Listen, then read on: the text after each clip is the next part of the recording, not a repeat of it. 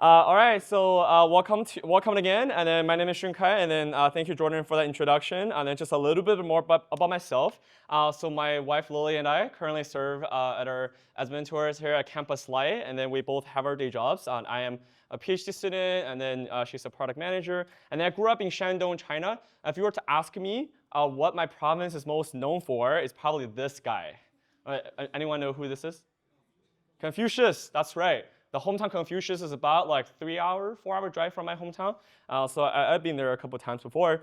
And so like Jordan said, I grew up in China and then went to UC Berkeley. I did my undergrad there in chemical engineering. And then later went to New Jersey, and then I'm currently finishing my PhD in chemical engineering, and then material science. And I study, I'm doing research, low temperature lithium-ion batteries. So if you're interested in anything about batteries, I don't know why you would, but come and talk to me afterward. So like Jordan said, the word apologetics, right? That means the defense of faith using logics and reasoning. So of course, first of all, I would like to clarify that apologetics is not about me debating somebody or proving that others are wrong and then that I'm right. But apologetics, like Jordan said, should be done in a gentle and loving way, and ultimately with the hope of leading others closer to God. So I'm not going to repeat this verse again, like Jordan already mentioned. So I'm going to try to be gentle today, okay? So sort of overall today, I'll be going through these topics. So I'll first kind of talk about the limits of science. So what are the boundaries and limits of science itself? And then talking about, so what are the goals of faith? And hopefully show you a picture that inherently they are not contradictory. And then the later half of my talk, I'm going to focus on faith and science. They actually mutually support and help each other, and they coexist, and they're inseparable from each other, okay? Cool. So we're trying to answer this very popular question today, right? Does science disprove God? The people ask me all the time when I go outreach on campus. So why is this such a common view nowadays? Well, I think it's, I don't know if you guys check out the new atheism booth. I think it's a lot of atheists like Christopher Hitchens who say, thanks to the telescope and the microscope, religion no longer offers an explanation of anything important. Yeah, very strong point of view, right? And then positions like this supposes kind of hostility between science and faith. And that's exactly how I thought about it for a long time growing up. And now growing up in China, and I used to think that science and religion were as incompatible as water is to fire. And I thought religion was opium to the masses and was meant to control people's critical thinking skills. And on the other hand, the scientific method seems so rigorous and intellectually stimulating. And I remember learning about physics and chemistry in high school and marveling at the natural law so powerful. You can explain the motion of atoms to the universe. And I thought surely science would be able to contain the truth about everything in life. And I resonated with this quote from Werner Heisenberg, who won the Nobel Prize for developing quantum mechanics. He said, the first gulp from the glass of natural sciences will turn you into an atheist. Now, physical laws and theorems can be proved through either mathematical derivation or experimental observations. But how can you prove to me with evidence that God exists?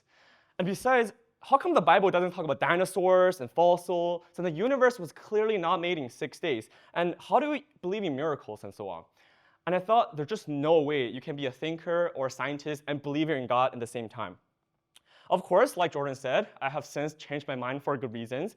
And along my journey of investigating the Christian faith, and these books particularly my friend recommended me over the years, has really helped challenge my pre-existing notion on the topic of science versus faith. So much of what I will be talking about today kind of come from these books. So feel free to just take a picture of this. If you're interested to read about them later on, I really highly suggest giving it a read, especially if you're interested about science versus faith. And today, I don't have time, of course, to go through every single nitty-gritty details, but I hope to share with you some things that I learned over the years that helped me understand at a high level the relationship between science and faith. And I believe a proper understanding will go a long way in resolving other issues as well. Okay, so many people think, like I used to believe, that science and religion are fighting against each other. But science and religion, properly understood, actually have no interest in destroying each other. So first of all, from the perspective of science, what does it have to say about religion, God, or the supernatural? Well, it turns out really not much, because science starts off by assuming that there is nothing supernatural. And of course, science has to start with that assumption, because the whole idea about science, right, is that we're trying to figure out a natural explanation for some phenomenon. And science has to impose that boundary on itself in order to work. And within the limits of the natural world, science is extremely powerful. And without deciding whether or not God exists, science just assumes that God is not messing with the system. We're only making natural observations. And because God's absence is an assumption of science, not a conclusion, so God's existence is not something that science can even speak about. Rosalind Picard, a computer scientist and professor at MIT, who was raised as an atheist but later became a Christian, summarized as well. Many of the assumptions, such as that there is no God, are not scientific and have no way of being proven scientifically. Now, turning to science as the only way to know things does not work because science presupposes that there is only natural stuff in the world. Science does not even have a way to test if that assumption is true or not. So to claim that science can prove that God does not exist is ironically unscientific. And science, by definition, is just not in the business of proving or disproving the supernatural. But science is, of course, in the business of answering different kinds of questions, the questions of how rather than why or who. As Rosalind also said, science is powerful, but it is not all powerful. Science cannot, for example, validate one-time historical events that are not under our control to repeat. A different kind of methodology is needed to validate historical events. So as I said, science can tell us a lot about its various fields that are in the realm of science, but nothing about history or about ethics. Like biologists that just don't go out and tell the lion that you're wrong to eat the gazelles in the desert, right? And about art or even about math, because very interestingly, that science is based on empirical evidence, and math is based on logic and reasoning, and science is based on math. And so they're just vast domains of truth and knowledge that are like totally outside of the reach of science, and even scientists themselves would admit. So in the words of Sir Peter Medawar, who won the Nobel Prize for Medicine as the father of all organ transplants, he said this in his Nobel Prize accepting speech. The limits of science are clearly perceived in that they cannot answer the simplest question of a child. What is the meaning of life? Why am I here? What is my purpose? So while science is powerful in answering the question of how stuff works, there are some questions that it just cannot answer. The questions of who or why, the questions of purpose and destiny. And interestingly, these are the very questions that Christianity seeks to answer. Now, what is the meaning of life? Why am I here? What is my purpose? So Christianity is meant to answer the question of meaning and purpose. However, just like science is not a counselor with advice about your life, the Bible is also not a lab report on how to create a universe in 6 days. Of course, you can read it like a lab report, but you get some pretty absurd results. And many people fault the content of the Bible, including myself when I first explored Christianity, without carefully examining the literature style and read the text accordingly in its own context. I don't have time to go into details, but feel free to come afterward and ask me about this creation account in Genesis. So Terry Eagleton, a professor of English literature, says believing that religion is a botched attempt to explain the world is like seeing ballet as a botched attempt to run for a bus. So as Galileo wrote, quoting his good friend who was cardinal in the Catholic Church, that the Bible teaches us how to go to heaven, not how the heavens go. So I think first of all, we need to be crystal clear about what the Bible is for and what the Bible is not for, what science is for, what the science is not for. Okay, so just to kind of recap, so far I kind of briefly talked about the limits of science in that it assumes the absence of God, and science answers the question of how rather than why. And faith kind of fills in that hole and answers the question of why, and the interpretation of the biblical context require us to understand the literature types. Okay, so why don't you spend the next minute or so to talk with someone next to you, what jumped out, what was new, what was confusing, and then we'll go ahead after that. Okay, all right, let's come back together. Cool, all right, so hopefully that was helpful, kind of recap of what we said. So far we'll be talking a lot about how science and faith are not trying to kill each other, how they're answering different sets of questions. Now what's really interesting is that during my steps of investigating and reading those books, is that not only do science and faith have no beef with each other, they're actually BFFs, okay? So first of all, how does faith help science? Here faith is not only actually a friend of science, but could be said to be its father. Because historically speaking, the birth of modern science is inseparable from a fundamental belief in God. And here we have to talk a little bit about history. Okay, anyone love history here? Okay, all right, that's about a third of the room. Okay, all right, so at least I'll get your guys' attention. But okay, just bear with me. I'm sorry, I promise I'll be quick. So science, first of all, has its origins in Greek and Chinese civilizations. And because I'm Chinese, yeah, that's right. And because I'm Chinese, yeah, John, give the mic to me, so I can talk whatever. I'm just kidding. Okay, so we're proud of claiming that we invented everything from paper making to printing to gunpowder to compass. But it is, of course, beyond dispute that modern science arose in the West, in Europe, and the language of science has long been in English, German, or French, and unfortunately not, that's right, Miller, and unfortunately not Chinese. That would have made my life as a graduate student a lot easier, okay? But why especially Chinese people got a thousands of years start on the Westerners in Europe, right? And scholars have studied the history of science and conclude that it is because of the unique contribution of the Christian faith to science in the West. So as one historian states, that it is the Christian world which finally gave birth in a clear, articulate fashion to the experimental method of science itself. So let's take a look at a history of how this has happened, right? So for roughly 50,000 years of human cognitive thinking, nature was this mysterious environment, right? And the world was often perceived as hostile and chaotic, and leading early civilizations to the pantheistic belief that natural world was governed by some kind of changing moods or temperamental forces, and attributing the natural phenomena they couldn't understand to some sort of God.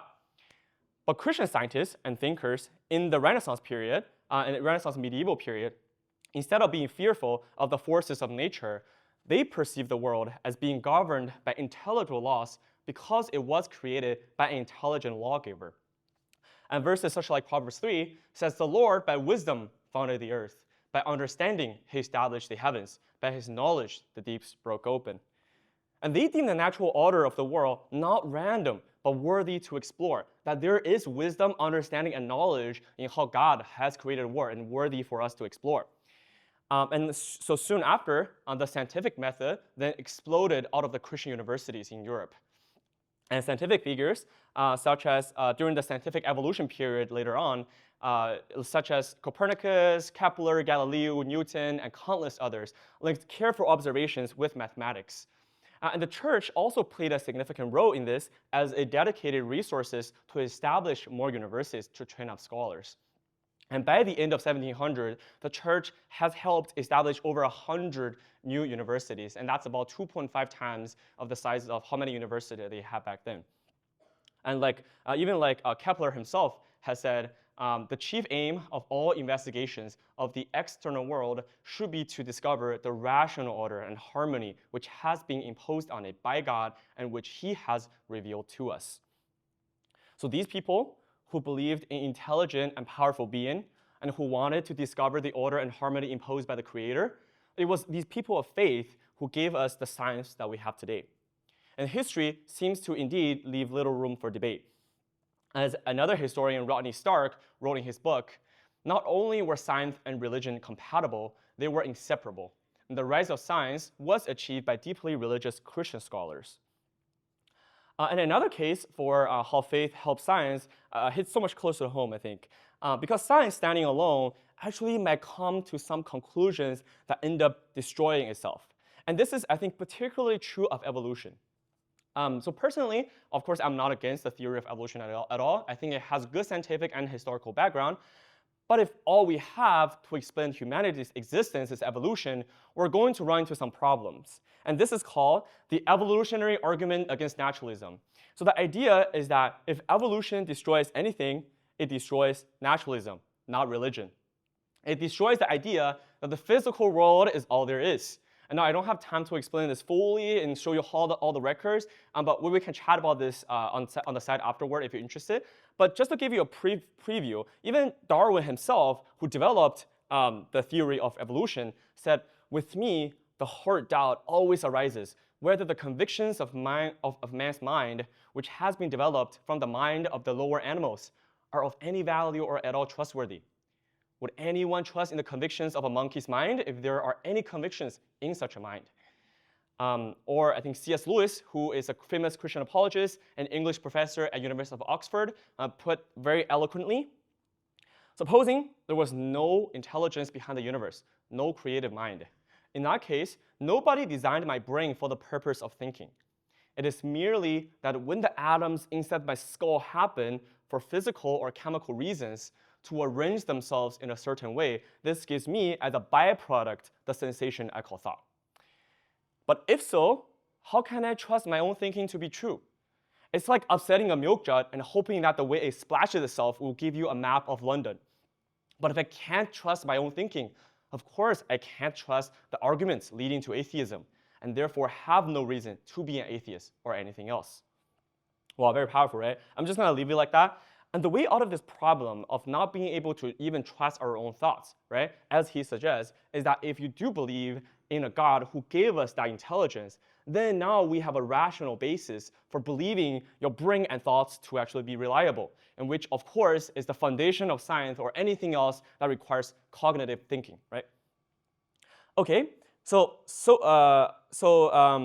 So then we just talked about that modern science has originated due to a Christian understanding of the world, and pure naturalism is self-defeating, as if that's the only truth, then it could not suggest irrational thought, and hence defeating the argument itself. Okay, cool. So a minute, and again, what jumped out, what was new, what was confusing? Go ahead. Cool. All right. How are you doing? Okay. All right. Am I losing half the room yet? Okay, not yet. Okay, cool. All right. So okay, so far we have explored a couple ways in which faith has helped science, and in the course of time, science has also returned the favor. Now, so many people nowadays say that with the speeding development of science, and we will soon have no reason to believe in God. But I think, on the contrary, and the evolution of science and numerous astonishing scientific discoveries in the past decade have only led to surmounting evidence pointing to not only the plausibility, but the necessity of the existence of God. And here are just a few examples from the cosmological level and the starting of the universe and the existence of dark energy, and to all the constants, physical constants in the universe are fine-tuned for our existence, and down to the molecular level, the DNA double helix structure, all the basis necessary for its existence, genetic code, and the molecular design of the protein folding structure, which won the Nobel Prize last year, and the assembly of the cells in our body and how the functions come together to make it to work. So all of these, I think all these discoveries have brought good evidence for the case of an intelligent designer behind the universe. And now for the sake of time, and then today I'll only be talking about the origin of the universe. And if you're interested about any of the other things, feel free to come talk to me after. And now this is also what's often called the Coulomb cosmological argument. Some of you probably have heard about it. And so it goes something like this. So we have two premises and two premises that leads to a final conclusion. So the first premise is that whatever begins to exist has a cause. Second premise, the universe began to exist, and hence the universe has a cause. So let's break it down, okay? And the first premise is that whatever begins to exist has a cause. And I think from everyday experience, and I think we all know that things have a cause. Now we have batteries that power our devices, and because scientists and engineers and brilliant people have designed them in order to work, not myself, because I did not invent or design them. I just learned about their theory and try to apply it. And then it's very complicated how it works. I totally underestimated how complicated batteries were before I stepped into this research field. I think as everything are, but you never know how complicated a field is before you get too deep into it. Okay, and then we have hot pot on the table because my loving wife has prepared the hot pot for me. Just kidding. I love hot pot, right? So I love hot pot. I'm not saying that we should eat that next time, but we could. I guess that's an option. Then the list goes on and on, all right? But I think we can all agree from everyday experience and the laws of physics that nothing ever just suddenly appears into existence. So the first premise stands. Second premise, the universe began to exist. And in other words, that the universe is not eternal. It had a finite beginning. And this is where Big Bang Theory came in. Sorry, not this Big Bang Theory, but this Big Bang Theory. Okay, so Big Bang Theory, how many of you have heard about this before? Or what is it? Okay, all of you. Great. And then this is also what most scientists nowadays believe to be the origin of the universe. But it wasn't so much so back then. For most of, at least, human history of modern science, and after, you can say after the first century, that people always thought the universe was always there. So what changed? Well, in 1927, fairly recently, just a little bit over like about 100 years ago, Alexander Friedman and Georges Lemaitre first applied Einstein's general relativity to the entire universe, in which they predicted that the universe is not static, and which was very contrary to many of the scientists believed back then, even including Einstein himself. He couldn't believe that the universe was expanding because the implication is huge, right? And it was not only 2 years later, the breakthrough had really happened at Mount Wilson Observatory, where Edwin Hubble made a significant observation called the cosmological redshift. Okay, so what that means, let me break it down a little bit. So first of all, observation. What he observed is that he saw some galaxies were more redder than the others. So basically, some of the galaxies were emitting light that were more red. And if you kind of remember your physics or not, red lights have a longer wavelength than the others, right? So okay, so longer wavelengths, some galaxies. Shorter wavelengths, some other galaxies. So what causes this different wavelengths to happen? So I think it can be explained a little bit better. It's kind of analogous to something else called the Doppler effect for sound waves. So imagine if you're this left person right here, and this ambulance is moving away from you, right? Okay, so I'm pretty sure that happens to us a lot of times, right? What happens to you as the ambulance is moving away? Class? Right, so you hear a lower pitch, right? So as the ambulance is moving further, it was like, right? Something like that, okay? So it goes to a lower pitch and the ambulance moving further away from you, and a lower pitch corresponding to a lower frequency, and the wavelength is 1 over frequency, which means lower frequency means a higher wavelength. Great class, yeah. Y'all can take physics class. Okay, so lower frequency means a higher wavelength. Now this ambulance moving away from this person suggests a higher wavelength of the sound. So if we apply the same principle to the redshift, what does it tell us? So if some galaxies emit more red light and the wavelengths are longer, what does that say about that galaxy? It's moving further away from us, right? And that means the universe, the space between the galaxies are expanding. And that means if we rewind the clock all the way back, that it must have started at a finite point. The universe indeed has a beginning from experimental observations. So that was very revolutionary, right? So now let's recap. We know that whatever began to exist has a cause, as common sense tells us, and the universe began to exist as a Big Bang theory tells us, and hence the universe must have a cause. So something caused the universe to happen, okay? So let's take a look at this cause. So what are the necessary conditions now for this cause? So first of all, this cause must have existed out of the space and time boundary, right, in order to make space and time to happen. Because the Big Bang, that's the beginning of time, right? And besides, it also must be eternal and without a cause itself. And besides, it also needs to be more powerful than the universe itself to cause it to happen. So whatever created the universe must be timeless, spaceless, causeless, and extremely powerful. Now that sounds a whole lot more like God to me.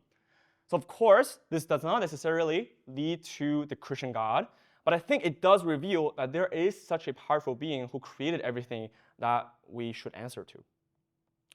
And while it took centuries for scientists and to discover the universe actually had a beginning and to even try to understand what that means, the Bible has already solved this mystery of the beginning of the universe in passages like Genesis 1. In the beginning, God created the heavens and the earth. Psalm 19, the heavens declare the glory of God, and the sky above proclaims his handiwork. Or Hebrews 11, by faith we understand that the universe was created by the word of God. And creation, as it turns out, does point us to its creator, and science has helped us see this. And ironically, the investigation of the cosmic beginning and the life's origin didn't really debunk Christianity for me in college, and it only deepened my awe at the universe's order and exposed assumptions that I'd taken for granted about naturalism. Did we just happen to exist? And is there really no way of finding out the origin of life and the universe?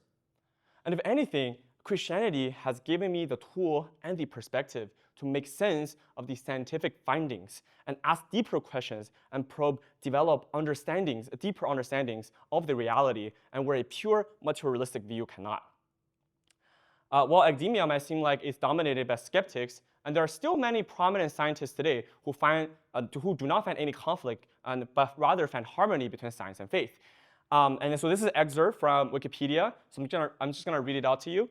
So according to 100 years of Nobel Prizes, a review of Nobel Prizes award between 1901 and 2000 revealed that 65% of Nobel Prize laureates have identified Christianity in its various forms as their religious preference.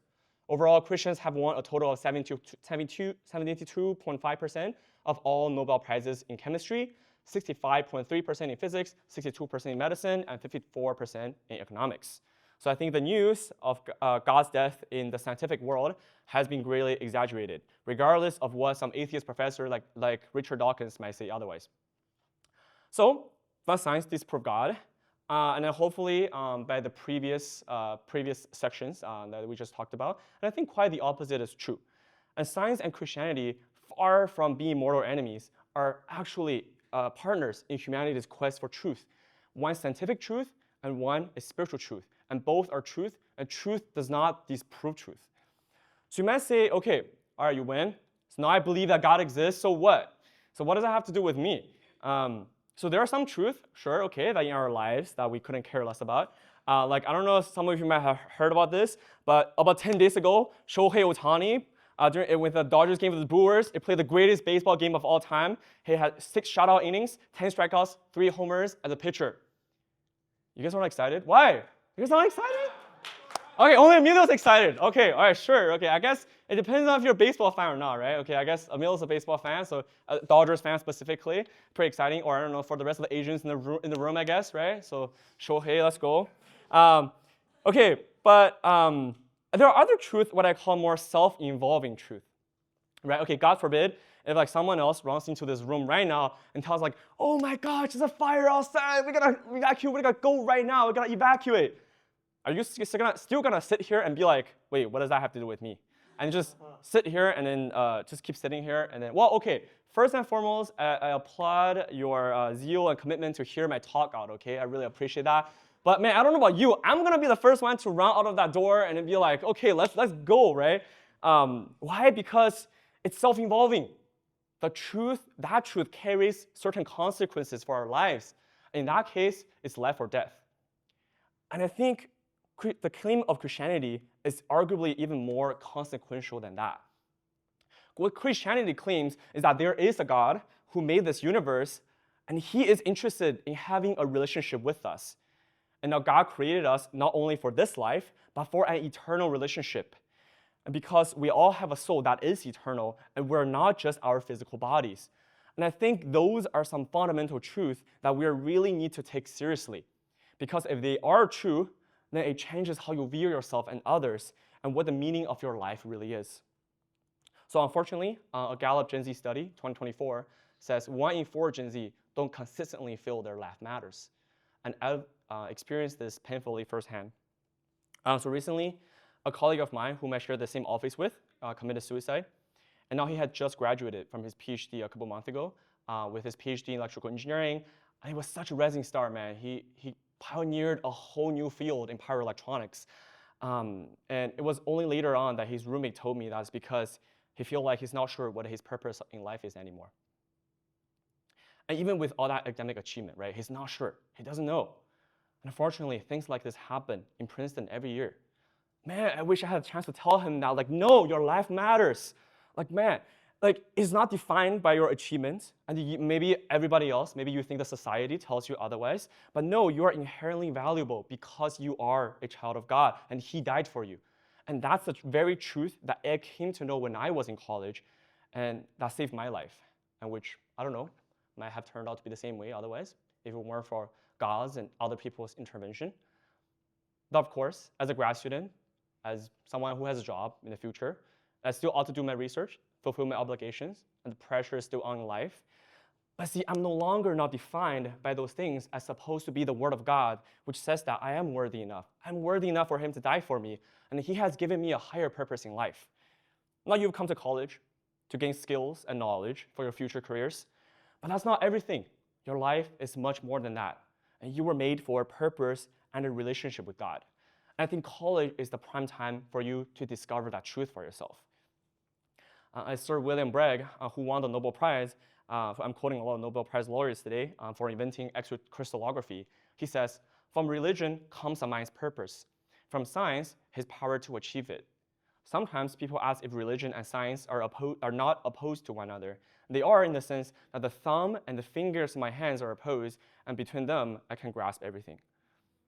So that's why our church is here, to offer you that opposing perspective, and opposing in this way to offer you complementary thinking.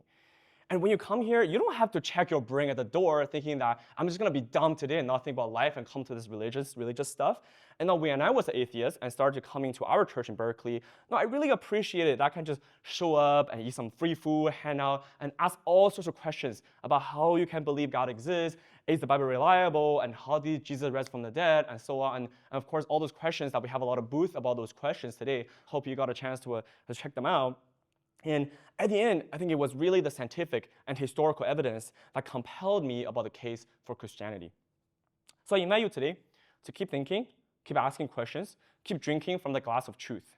And our church has something called on Course 101, where you can explore the intellectual foundations of Christianity in just 5 one-hour meetings as you go through the material together. So just really want to encourage you guys to consider it, because compared to the rest span of your life, isn't 5 hours worth finding out truth that would change the rest of your life? And I think it really will.